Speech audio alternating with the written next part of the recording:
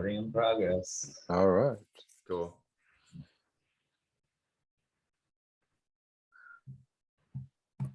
So I think maybe we can get started, huh, Lee? Yeah, let's go for it. There's the hill. Let's jump in.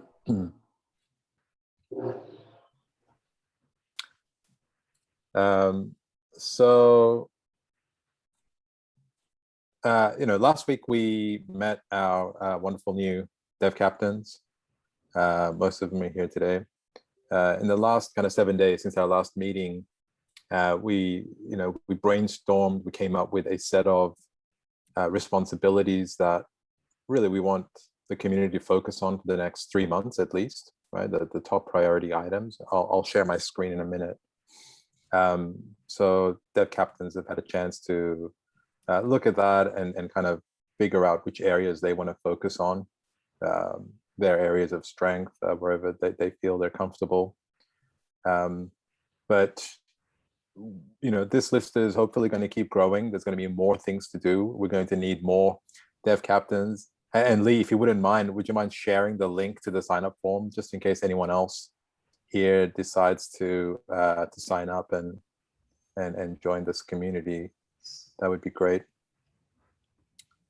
So let me just share my screen and then we can talk about what those areas are.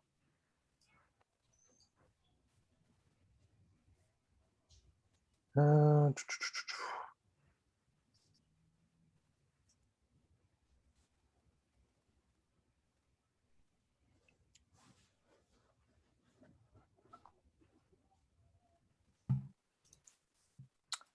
man, sorry.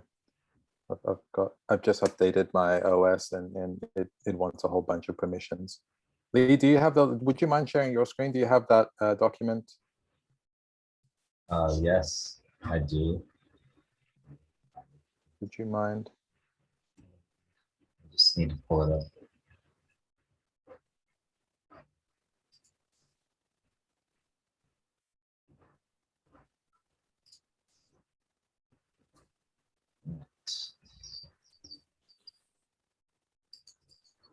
Yep. Is this shown? There we go. That's the one. Yep, that's it. Thank you. Right. So the list of responsibilities have been split into these 4 high-level areas. We have communications and developer updates. There's just overall developer education, onboarding, helping new folks learn about the protocol and the tools available to them. We have issues and bounties, right? You're probably most aware of how bounties work. We're planning to create many more bounties with the help of the dev community and the dev captains, and then just overall dev engagement with the developer community, attracting new developers, and really just understanding what their needs are. So our dev captains have gone through and you can see they've added their names. So I'd love to, pass this over to the dev captains just to, very briefly talk about, why you picked that area, what your plans are, and we can kind of take it from there. So do we have Aaron on the call? I don't think Yes, so. sir. Oh, you are there. Great. Hey, Aaron. Hey, how's it going? So do you want to talk about the weekly dev updates and what your kind of plans are? Yeah, definitely. I plan on scouring some of the forum posts that we have per week and take some of that data, compile it, and then also take any of our meeting notes that we have and our general discussion in the dev captain Telegram chat and just compile that into something that is usable for our community to actually learn something, or if we want to highlight a new feature that we are doing or a significant upgrade, that could also go in there. I figure this would either be posted in multiple places or just on the forum. I'm probably leaning towards like multiple areas, like whether that's on Reddit or whatever site we want to choose. Perfect. Yeah, it's a little difficult because there are so many channels, right? And just making sure we have coverage there. but yeah, I think it will organically dissipate that way. All right, great. Thanks, Aaron. Okay, feature harmony developers. Dylan, you've got some great ideas around interviews and blog posts. Do you want to give us an overview? Totally. I'm in the middle of my call yesterday. I was planning ahead of time to talk to a couple of the developers that are making the dApps and all these other things that are in control of just the ecosystem around Harmony. And so I've been reaching out to them through Telegram, through Twitter, trying to get a hold of them through like any way I could, through Instagram. And sometimes there's no way of getting a hold of them. So if they see this right now in the recording, like reach out to me, I'm trying to set up an interview because I would love to make it transparent where you guys as the developer and your vision for blockchain and all these things, that communication gets bridged over to the community so that they better understand kind of what is the purpose of what it is that we're building. Not a whole lot of people really understood the whole sandbox idea that Adam came out with. But it's actually a really, really strong idea because coming from an educational point of view and teaching these things, a lot of people are confused as far as how can they take their own idea and bring it to the next level. Maybe they're a creative, maybe they're a developer who's just trying to start out. And so if they get a better understanding of what's going on in the ecosystem, they're going to know what to do versus what not to do. And yeah, so featuring them in a blog post, I'm asking them questions right now, things about like what got them started, what were their challenges, where did they do it, X, Y, and Z about, and also why are they doing it? Why did they choose to do it? Just some critical questions that got them to be the developer that they are today. And yeah, so I'm excited about doing that. And then and I have this site that I've made called Bogani, and it's kind of just like a portal, like a web portal for doing anything Harmony related. So I made the site. You can go there, you can go to the staking, you can go to the talk channel, you can go to the DaVinci chat. And I'm going to be adding more links over time, but the idea is that on a blog forum, I called it Fungible Blog. It's just that you go there and then you get to actually read about all these different dApps and applications. What is their use case so that we can start finally allowing the community to use these applications so that people start, getting business done. So, get the people engaged and let them know how to do it. Yeah. Very nice. Awesome. That sounds really great. Thanks, Dylan. Seb, did you want to add anything to that in the same area? Yeah, I think Dylan really got it. So I personally would see myself more like supportive for him if he wanted to do some videos or stuff like that that I help with editing, or also when we're writing a blog for feedback or stuff like that. I would love to help. But personally, I would like to be more active in the educational part of this. Yeah. For sure, yeah, and we'll get to that, I guess, further down. Excellent. The next thing is we have this call, this weekly call that we have. This really should be run and managed by the developer captains. We're still kind of figuring out how to better organize this, how to have an agenda in place so everyone can view what we're going to be talking about. So that's going to be worked out shortly. So then moving on to the education and onboarding.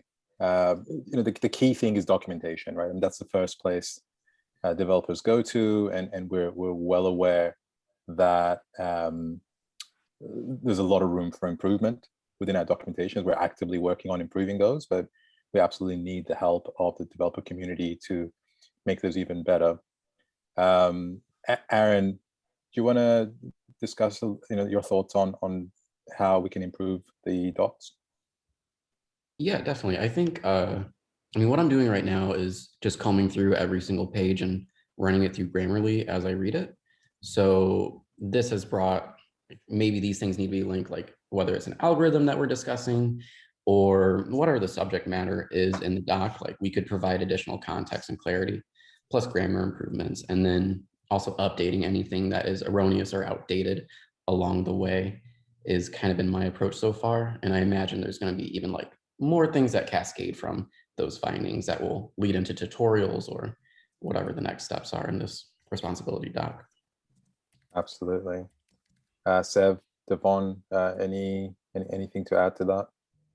Yeah, I'm not looking so much. I'm looking from a developer perspective. So, for example, I've been working on Solidity for about 3 to 5 months. I've played with it before, but a lot of times I have a confusion of I've done Binance, deployed my contracts. So I'm going through the documentation to see that as a new developer or someone new to the platform, I could get through the documentation and be able to do things without thinking out the box because the documentations are clear. And it brings up something that I see that we're all doing, including me, in the Dev Captain forum. We're posting there asking you guys questions, but the reality is we should be posting a talk forum because now we're keeping it to ourselves. And if that's a question that needs to be asked, there's other people that might be asking these questions. And I'm wondering, should we, if we get an answer from you guys in the forum, should we not post it into a public forum? Because now I can't, if we look at this documentation, if there was a question answered and we need to start adding that in a tutorial, I have to go through Telegram versus pulling that document, that answer out and finding out, is there other developers struggling with that same problem, or is it just us struggling? So I think we're doing that a lot in the captain's forum, Telegram, where I think we're missing the other developers, because if that one question is only being answered to us.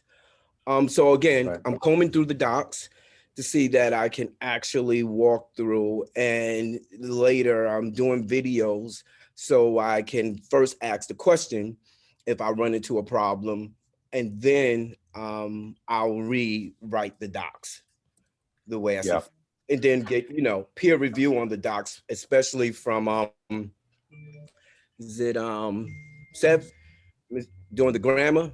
Not my, so that peer review, like, hey, I threw it in and he's looking like, Devon, this doesn't sound right from a Grammarly perspective. But I'm looking more of, can we do this? Step 1, step 2, step 3, step 4. And I was able to get through that documentation. Nice, yeah. And Aaron touched on wanting to kind of look at the grammar and kind of just the pace and the language there. So yep, it would be great to have both technical and structural eyes on the documentation.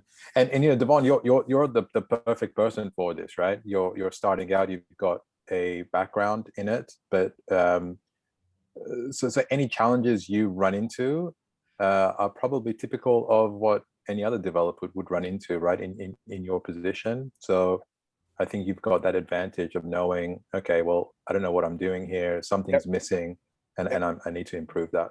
Totally. And also don't forget the documentation is going to be a living, breathing thing, right? So any improvement is fine, and it'll probably just keep morphing and improving over time. So don't hesitate to make your additions, and it'll probably completely change in a month from now as kind of you will learn more. Yep. Great. Okay, and Devon, you also touched on tutorials, right? That's the next step for you. Once you have the documentation in place, the next thing is actually build, right? And kind of teach people how to build. Exactly. Do you want to talk about what your ideas are around tutorials? Well, I know we have a bunch of tutorials. We have some, but there's a bunch of tutorials on the Ethereum site. And due to the fact that we do have the EVM, I would actually probably replicate those tutorials, but to ensure that we're using one specific things, like I know I'm doing a video. I had a problem with using the one wallet and it wasn't clear, but I created my own contract, which was that needs an address. And if I use the one address, all the documentation, it don't work. So I got to convert it to a ETH address in order to deploy my contract. If in the constructor is asking for an address. So I know I need to do a video so Ganesh could actually see what I was talking about. So those things like that, I'm looking at those tutorials. I'm looking at other tutorials that I've seen out in the other places like maybe Binance that where our integration with Chainlink, those type of tutorials. That's what I'm trying to come up with. But initially, I want to make sure, just from a newbie perspective, you're technical, but can you take this documentation? And we do have a video up there, but the video goes so quick where, I'm a big believer in when learning, people like to be told exactly what to do. Even from a marketing, push this button here, buy here, because assuming that I have this knowledge because they've learned, now if I take it and do the things that I would do in Ethereum, it might not work the same way if I start doing my own out of the box. So those are the tutorials that I'll focus on. Does that make sense? Totally, yeah. And that's absolutely right. I think someone who's coming from the Ethereum ecosystem, that they're looking at this through a different lens compared to someone who's just learning from scratch. Yep. So I think it's good to be mindful about what those lenses are and to maybe cater some of those tutorials based on, hey, what's it like to come from Ethereum? What's it like to come from whatever, any other ecosystem, or just starting out? So I think there's not going to be a shortage of ideas around tutorials and things that we can actually put out there. And there's just a host of work we can do. So it won't be overnight, Of course. Yeah. Nice. Can I just add one thing here? Of course. Yeah, go ahead, Adam. It seems that the low-hanging fruit would be to write like a tutorial how to migrate Ethereum up to Harmony. And it would be really useful, I think, in long term, because for those Ethereum developers, they probably already have their own dApps that they just want to migrate. So just like be clear about what is different in Harmony. I think it has to be, a lot of thought has to be put into that. Like what exactly is different? What do I need to kind of keep in mind? So I think this is a good point. That's right. And there is this I love. Let me just share this link with you. This is the main Ethereum developers tutorial portal. There's a ton of tutorials here. I would love to see something like this for Harmony. And what's really great is that, all of these contracts technically can be very easily ported across, right? We're ERC20 compatible. So there's no reason why people who've put all this hard work creating these tutorials can't be just ported across. So it would be really great to have some tutorials around, okay, let's take an existing tutorial project, an Ethereum project, and let's see how we can, with some small changes, deploy that onto the Harmony testnet, right? But I would love to see something like this, where you have this broad range of tutorials for different areas,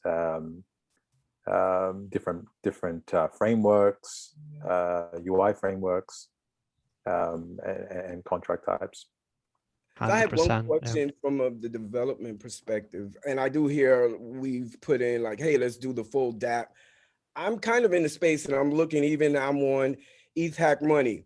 And even from my real work, you have back-end developers and you have front-end developers, right? If I'm going to do a dApp, I'm going to bring somebody who's an expert in UI.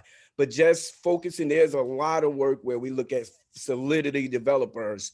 And even when we're asking and when we're trying to form these teams, we're looking at, hey, are you a Solidity developer? are you a UI developer? Because now the time to write these contracts takes so much. I mean, to write a full app takes so much longer if you're not full, quote unquote, full stack developer. And my focus is mostly on the back end, maybe looking at the security perspective. And I will probably pull out some DApp, but there's a bunch of tutorials I looked in the space where we have very complicated contracts just with Solidity. So hopefully we can get some help on, if we're doing the tutorials, if someone's actually a UI developer, we could get these tutorials out so much quicker versus piling that on one person to just be an expert in all stages. Right. Exactly. And Tony's not here. Sev, Aaron, anything to add on the tutorial side? I think all that. Oh, sorry, Sev, you can go first. Yeah, no, yeah, I just wrote in the chat. I don't know if it's a good idea if we make like, maybe not now, but at a later point, like some academy.harmony.com one, where you just jump on and then you're really, yeah, you're really brought in, and step by step you will show how you build your first app. Like Devin told us that we're trying to really show them how it's done, like one step. Yeah, I love that. I like that idea. Yeah, that's a really good idea. Yep. That's a great idea. Mm-hmm. We actually have a link like that in one of the sections. It's like harmony1./school or something, and it leads to another site that I'm unfamiliar with. So there was that idea present somewhere on the site, but I couldn't tell you what it's about. Yeah, so this is a really good opportunity to consolidate some of these links and really organize documentation and the onboarding experience. Nice. So moving on to tools, Adam and Sev put their names down here. You guys want to just touch on what your plans are around improving some of the ecosystem tools? Sure. So I think I have actually questions first. So I've noticed that in this repo, maybe we can bring it up on the screen. It's the link dev ecosystem tools. It will be easier to talk about it. Lee, would you mind opening that dev ecosystem tools link, please? Thank you. All right.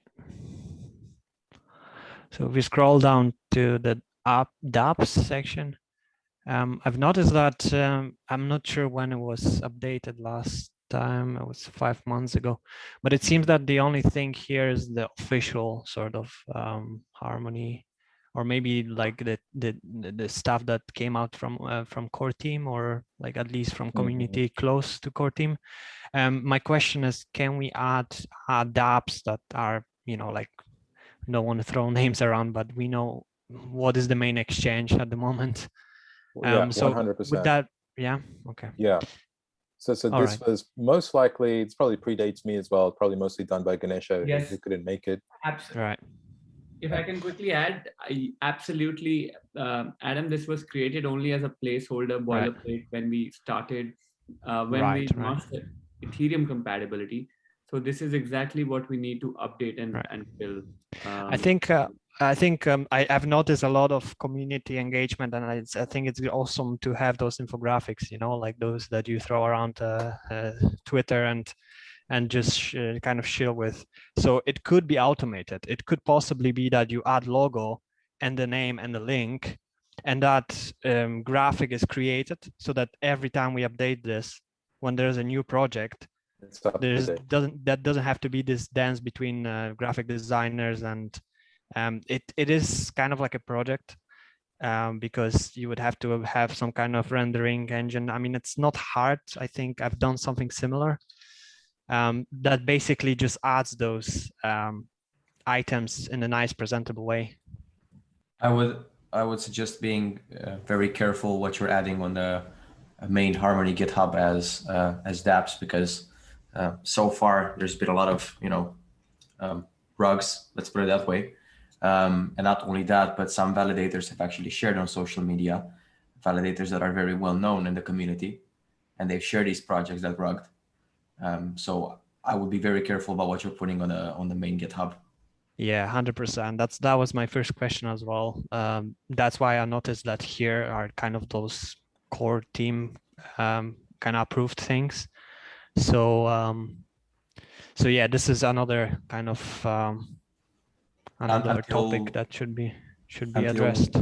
Until we also get a validate contract option in our Explorer, this is going to be very difficult to do. Well, on that note, there's some of you that have been tasked with community outreach. Something we've talked to the validators about, especially the young new ones who are trying to get a foothold and get recognized so that they can attract delegations. They've been creating those infographics you guys are talking about. So they would be an excellent resource that this core team could reach out to help keep those updated. I mean, if we task 1 or 2, maybe 3 to do the research on a project, go find out, make sure they've got whatever prerequisites we require, the check marks are done, and then another one can make an infographic. Just there's a pool of resources there that we can reach out to. Great. I had one question regarding that. Is that something that we as the dev or the dev captain teams would even want to be related? Because here's my only problem, kind of like you guys said, once we start putting it, that one officially is saying this DApp, if you didn't do it, if we don't own the code, or if core team doesn't own the code, you don't really have any control over that. And now you're co-signing and saying, yep. And if they start changing things, how do we, I guess I'm always concerned if it's a third party and putting it on the core. I would say we don't. Project. What you're saying, Devon, is if they rug, who's reliable, right? Right. We promoted it on Harmony's GitHub. Right. And that's why I think that it's best if we reach out and connect with the community themselves and do that in a decentralized manner. Not even necessarily rely on one person or one team, but a group of people from the community who are doing that research, and allow the community to provide that trust factor. Why do we have to do it as a core? I mean, if we're going to decentralize, let's do that. I mean, something like what Dylan has, the website, right? Like Bogani.net, like something that's created not by Harmony directly, but by a third party. Right. Something completely, it's permissionless. So everyone can promote their stuff there. And if it's a rug, I mean, yeah, no one's reliable for it. It's an open website. So Harmony, it's not to blame. Yeah, and if I could just add something, the end goal here is for Harmony to become 100% community driven, right? So this takes time, obviously, right? We're just getting started building out, the community is growing. But yes, Harmony as a core team is aiming to become almost irrelevant, right? This needs to be 100% community driven. So for a portal that lists all the latest dApps, that really should be owned by the community, not associated with Harmony as an organization. And because like you said, anyone can build anything they want. There could be scams, there could be rug pulls, there could be a number of things, and we definitely don't want for that to reflect badly on the protocol as a whole. So yeah, I'm definitely in favor of letting the community own that piece, the directory or whatever it is. I could see Harmony or this core team creating the resource for the community to use, create a web page with a disclaimer saying, hey, you guys have validated this through a thumbs up checkmark method, and the research on these 8 or 10 or however many prerequisites, we've done that as a community. Here's the feedback, here's who supplied it. And then just a general thumbs up like you see on CoinMarketCap or CoinGecko. What do you think of this chain today? You could do the same thing with dApps. And so that resource I could see being somewhat centralized and provided by the team or a core group like the group here. But the input and the actual certification of a project, I agree that it's best done by the community. Great. So coming back to the repo, should that be even part of the repo then? That dev ecosystem tools. Probably not. And Bruno just shared a link that he put together himself, right? Bruno, do you want to just tell us a little bit about this? Yep. Yeah, I can just add some things. Yeah, this website, I was creating this website last 2 years. I was adding the apps that I was feeling that they were stable enough to be there in this website. Of course, this website I started initially was for validators. I was trying to collect some information, and that's why I keep this name harmonyvalidators.com. So I was trying to see if there are some reliable validators to add to the website. Then I found, or we have done a great bounty, that we create a platform for that vision. So I then start to use this to collect the apps. So there's some kind of information documentation. Let's say it's a very rough, let's say a website with links. But yeah, this is you see this completely community, or let's say I was doing this like a hobby, not that was not my first thought was not to put this in a big level, but maybe we can create some similar to this that we can. This is this is fantastic, Bruno. I'm surprised I've never come across it.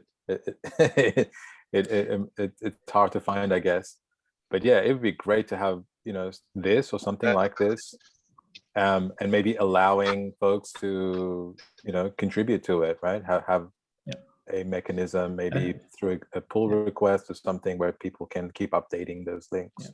So just to add very fast, sorry, for example, Viper, I had Viper just weeks ago, and so I was trying to add this already months, and I was not feeling confident to add Viper because I was not, so the developer, I was not knowing who was the developer. Right. That's why I'm sometimes I'm feeling that, okay, the app looks great, but if we don't have confidence with the team, we should not put it there. And then as the community growth and we see, okay, the platform looks great, the community as well, developer was very or still very active. So then I add this app. Right. So maybe that's one of the prerequisites to be listed is the application needs to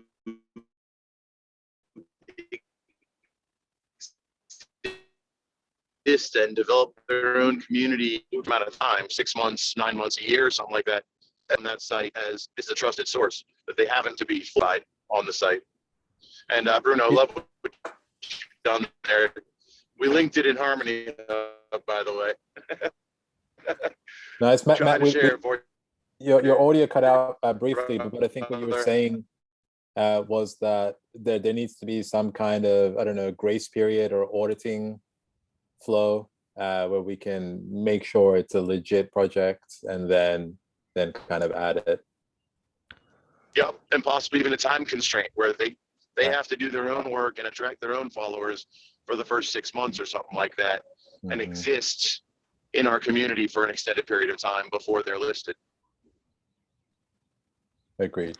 That makes total sense. Can I just come back to this repo then? So we are happy to kind of segregate those two things by like tools that are just purely technical, and the dApps would, the category there would probably be deleted, right?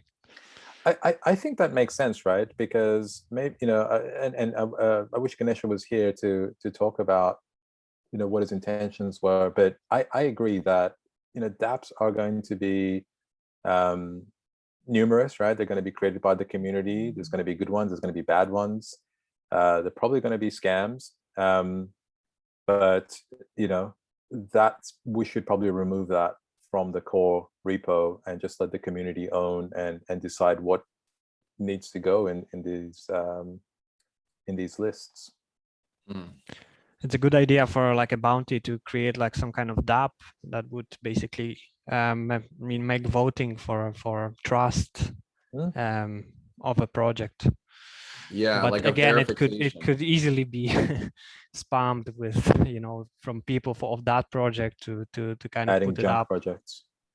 Yeah. Yeah, I mean, maybe we can kind of extend Bruno's portal somehow. So But yeah, would let's a go to- solution for that. I have a solution for that I shared with Pops. And this is something that could bridge DAOs, right? It was more of a community side DAO in the Houses of Harmony we envisioned, which would be kind of like an ambassador program. But the prerequisite to join and earn through that project would be to purchase an NFT that identifies you as an individual.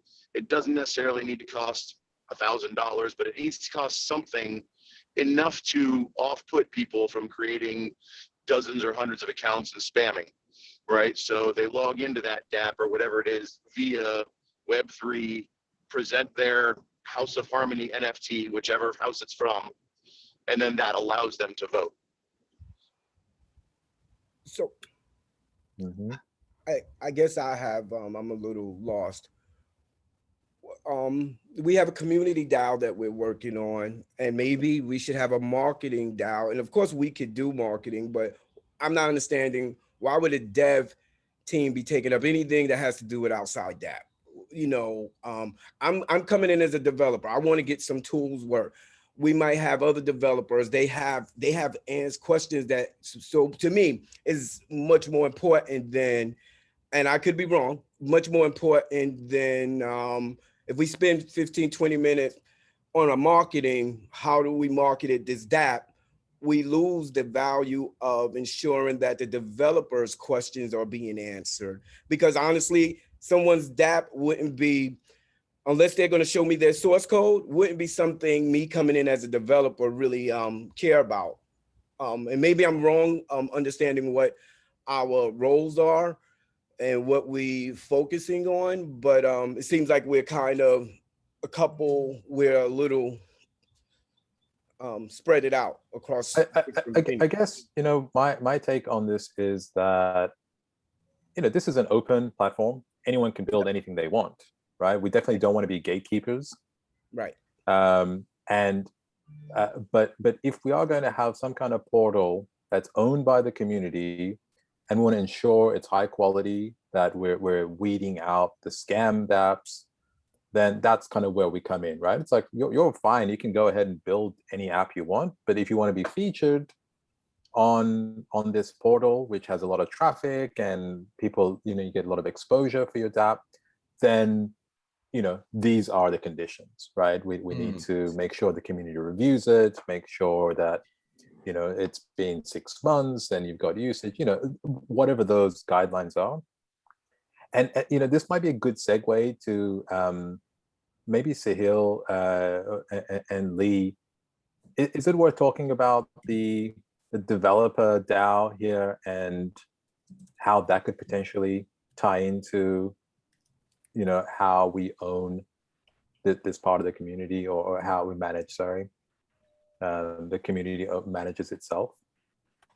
Yeah, so I think you guys all here are very involved, and like even from the beginning, we mentioned it a couple of times, but probably haven't talked about explicitly what it would mean. But basically, the entire project, as Giv mentioned, is going to be run by the community, and we envision multiple DAOs that will be running the project, right? So there is already a validator DAO, and their mandate is to get as many validators to participate in the network, even 1,000 validators with easy one-click deploy, various things that is on their mandate. And we want to do one for the developer DAOs, we want to do a DAO for the developers, and the mandate actually is already on this page, which you guys have already done, like the hard work, and the Harmony Foundation will basically fund the developer DAO. And we envision that maybe some of you would even want to stay on and run for one of the governors. So most DAOs in Ethereum ecosystem have either at least 3 out of 5 people sign as multi-sig signers holding a multi-sig wallet with funding that then they would decide with the community how to use that funding. Hopefully, like for the developer DAO, we can even have 9 people, or I've seen more, but I think 9 is probably a good number. In terms of like 5 out of 9 or 6 out of 9 people will sign to verified decisions. So if you look at the community and validator DAO, there's already a process where people nominate themselves to be one of the governors, and then the community will vote on who they think are the top 5, top 7, top 9, however many number that they start with. And people on the governors should actually be compensated as well, meaning the folks on this call, if you want to continue to engage with the community as like either part-time, full-time, usually what we've seen is DAOs have probably one person who's the lead. So that person takes, spends a little more time on it, but there's a whole range, right? This is a really new concept, the concept of DAOs. I mean, it's been around for a long time, but like this year, you can really see DAOs scaling on all the ecosystems, whether it's Ethereum, us, the conversations has just been really advanced and growing very quickly, and like they're even coming into mainstream. So the idea of the DAO, of the developer DAO, is that the dev captains would basically be the crew that would kind of get it going, and it's really up to you guys. And any of the dev captains can run to be one of the governors, and even setting up the compensation for the governor, how that would work. There's some good examples. Like we won't say exactly, hey, you guys need to do this and pay yourself this much and these hours, etc. But we can give you some guidance and examples. Like there's one good example which I'll mention is the Aave grant DAO, which obviously Aave is much bigger than us. They have they have a pretty big grant DAO right now. But we can use some of these examples and learn from them as we go to set up like a more sustainable, and the DAOs, actually we envision they'll be sustainable after the initial kickstart from the foundation, right? Like the developer DAO can easily figure out ways to generate revenue from all the tutorials or some of the other things that it's doing as well, so that it'll keep growing. So one more thing, the one example is the community DAO itself actually has a revenue generating source, which is right now they can sell subdomain NFTs. So like when you see the give.crazy.one, when people are buying those subdomain NFTs from crazy.one, the ones that people purchase with, that's actually going straight to the community DAO wallet. And that'll be, right now we're holding it, but that'll be transferred to the community DAO. So these are just some of the things that are possible on the roadmap in the next coming months, basically. Nice. So we have about 15 minutes left. I want to make sure we get through everything. I'm seeing just in the chat here as we're talking through these various areas, I'm seeing a bunch of ideas for bounties. And I think this is how we come up with great bounties to create through these conversations. So let's make sure that we are constantly thinking about what we can add to make things better and easier. So this DApp portal, for example, that would be a really great one if someone wants to run with that. But the next section, issues and bounties, the two main areas are identifying issues that developers are experiencing, being able to address those, and some of those may lead to the creation of bounties to address some of those issues, or they could just be brand new ideas, right? Could be dApps,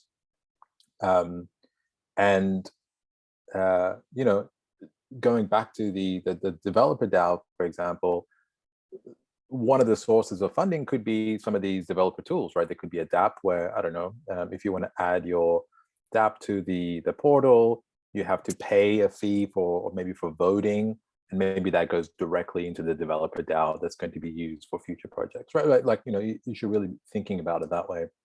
But yeah, we want to create a ton of bounties, and we need your help.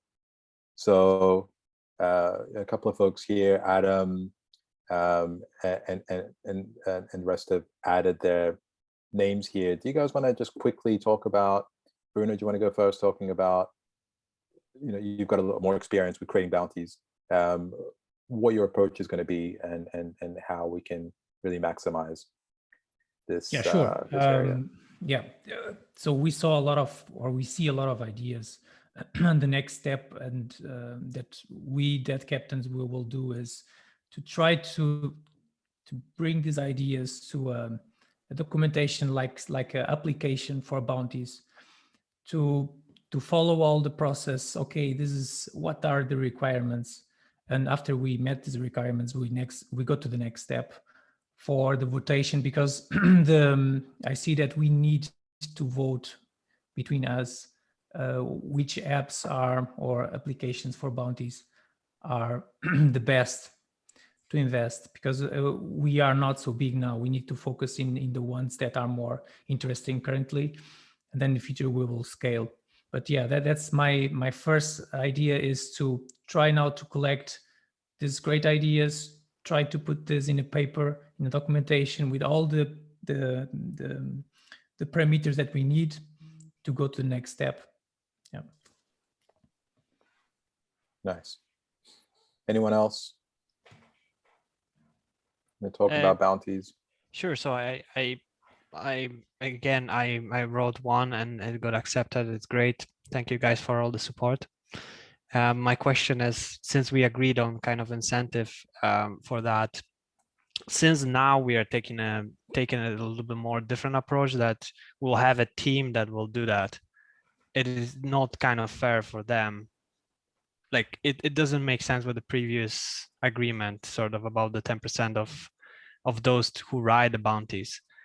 So I wouldn't want to be in a position that I take the bounty from idea of someone else and I put it in a nice way, and you know, it's a bit confusing here. I see.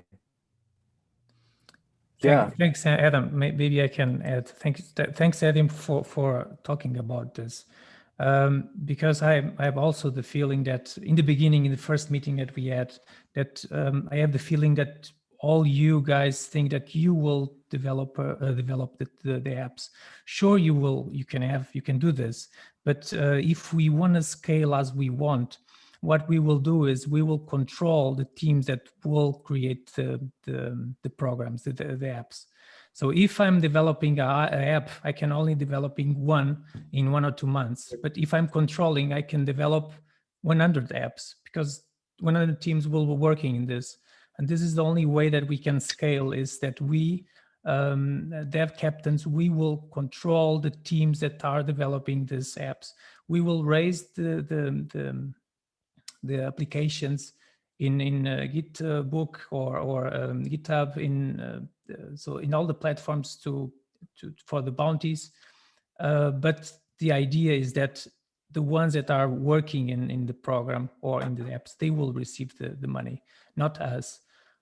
Sure, if you say that, oh, I'm spending a lot of time, then we need to talk and see, okay, maybe you need some funds to pay your hours. But it's, as you said, it's not fair. You receive 10% and just controlling the guys. So yeah. So that brings up a question I had, and my apologies, I dropped off. You guys already addressed this, is how do we continue funding this DAO down the road? We can't rely on the foundation to just keep giving money and putting it into the pot so that we can continue having bounties and pay for people's time to run the DAO itself. One thought there is it would be kind of working hand in hand with the community or marketing DAOs, is as we give bounties, there's an expectation that maybe they give back to the community after a certain amount of time, or that could be an incentive. Hey, if you want priority advertising through the marketing DAO, in the community DAO, then you must contribute to the developers DAO. And real quick, one other thing, which is probably going down a rabbit hole, side note, but I just want to make sure that something is put into place for all DAOs.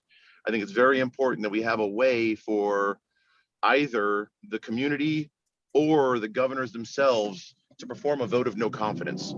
It's part of the reason why I haven't really taken a bigger role in any of these DAOs is my job requires me to travel 50% of the time. And when I'm traveling, I am not useful. I can't really help just because of the hours I have to work. So if somebody comes on board because they want to, and they're in that sort of situation, how do we pull them out of the DAO and replace them?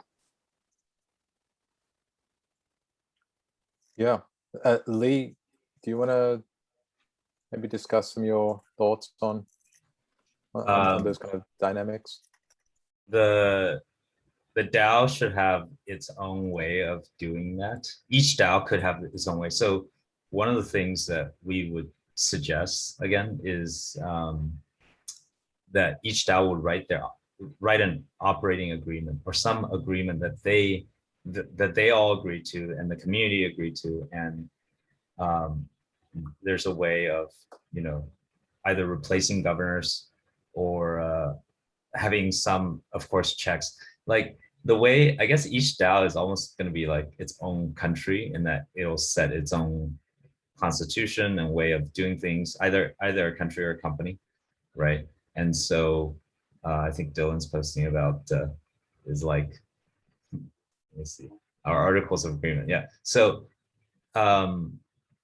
yeah, so I would say, Matt, you're right that but we won't say every DAO needs to have it this way, right? Like it's not our place to actually say. We want a lot of experimentation. If you look at, I guess I always go back to Ethereum ecosystem, right? Because they're the most mature, but looking at their DAOs, like there's every variation you can think of.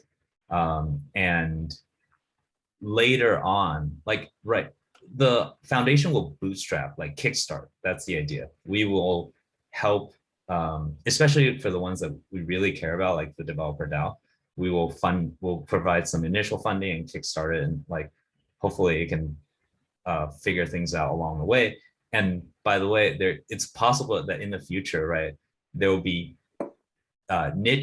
more niche, like developer related DAOs, but let's say like someone's very passionate just about like technical tutorials, like they could just form that and then as a DAO, and they can sell their own technical tutorials like Crypto Zombie does, or you know, something like that, right? That could be their sole product process, and off they go, right? They don't need anything from the foundation, in fact. And however they choose to do their own governance should be up to them.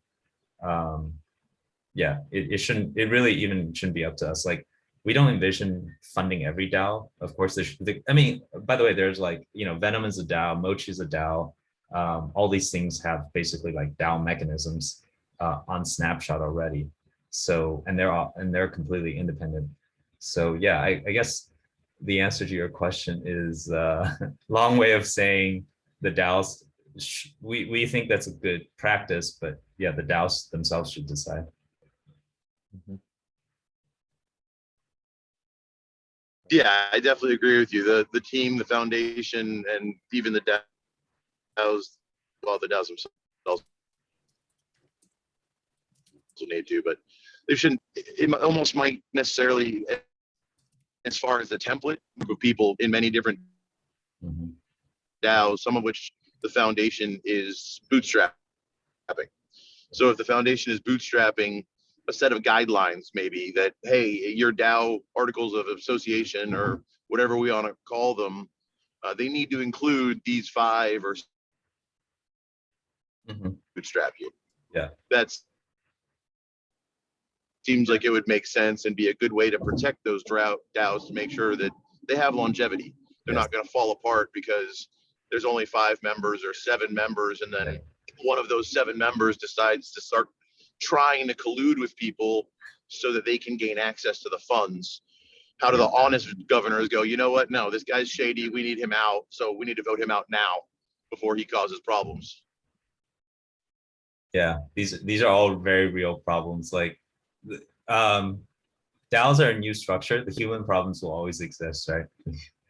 Like whether you call it a company, a village, a collective, a country, every country has their corruption.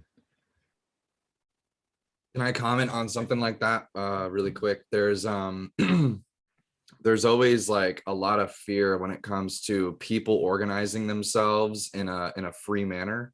And people, if they're doing it on their own and they have like a core mission, whether it be, you know, a lot of them you see like DAOs essentially are like religions, people collecting themselves together, and they have some kind of pastor who is like saying, you know, X, Y, and Z, do this, come here, organize these events.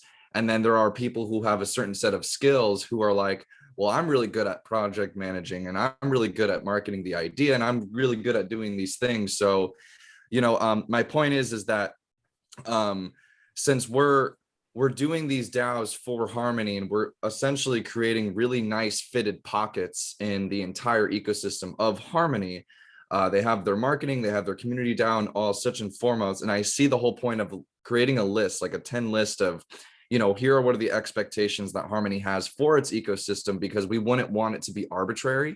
We wouldn't want it to kind of like break the code of what we as core developers believe in our own product. Like your guys' vision matters a lot, and how you have seen and why you set forth the ability for us as a community to create these organizations that are completely free range. So having like a kind of like a code of honor almost of like, this is what we would hope that you, the community, like take, and then you can potentially even, yeah, like we create these bounties that allow these, your Harmony DAOs to have a set of tools that organize people in the best way possible, so they don't have to keep jumping in and going, all right, I'll do this and I'll do this, and I'll try to figure it out as best as I can, but they'll never be on Twitter because they spend 50 hours at work, right? So it would be better to have like, say an application that any of these new DAOs that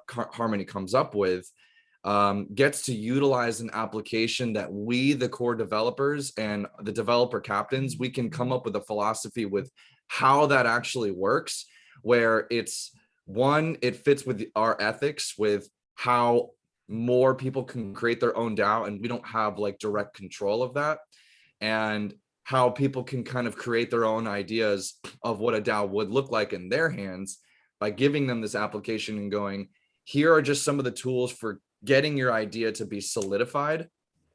And then you can follow the code of honor that Harmony does have for itself that will essentially mature these DAOs so that they can have their own kind of backbone that is solid, and that all the DAOs would essentially agree without disagreeing. They'll all have like this key focus. They're like, we made our own organization, but we're super tight with the artist DAO, we're super tight with the marketing DAO, and we're super tight with these guys. So if we ever did need to, we have the same application that we can bounce off of. So yeah, I just wanted to comment on that because you got me thinking a lot last night. We met about how this would work and how do other people make it work. And it's actually a fascinating subject in general just to talk about. It's super podcast worthy. You know, it's how does this work? How do people do this thing that people don't normally do? It's a cool topic to actually just discuss. And I think that's what we can do here, is actually come up with some of those key points of what that would look like in the future. And yeah, that's all I wanted to say. All right. Thanks, Devon. Yeah, I'm sorry, Dylan. Yeah, lots to discuss there. I want to make sure that we wrap up in time. Mario, you had a question? Yeah, I was just going to ask if there's any validators here that I can approach in private. I don't see any validators here. I don't think so. Oh, Kruger is, yeah. I'm a and Matt validator. as well. I'm There we go. also from POps. There we go. All right. Okay. Nice. Yeah, feel free to reach out. Everyone, thank you so much for making it. It was a great session. I know we didn't go through the whole list. The last item really was just general community engagement, right? I think everything we touched on relates to being responsive and being kind of plugged into what the community is wanting and needing.